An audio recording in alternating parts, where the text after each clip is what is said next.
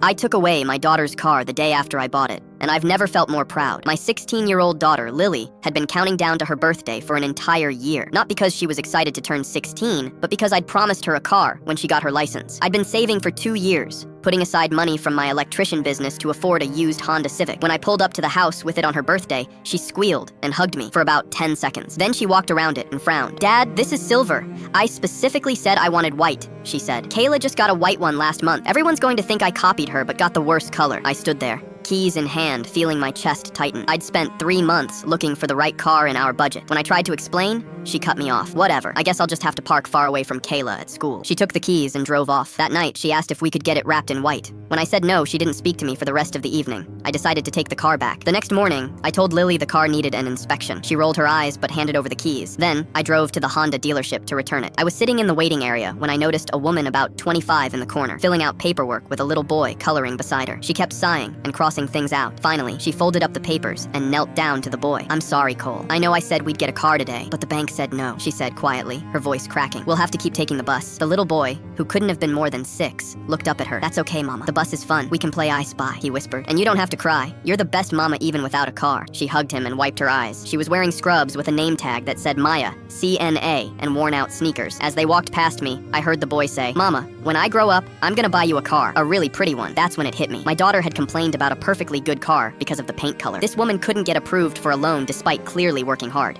and her kid was comforting her instead of throwing a tantrum. I followed them outside. "Excuse me," I called out. I couldn't help overhearing. "Are you looking for a car?" "I was," she said carefully, "but it didn't work out." I pulled out the keys to the Civic.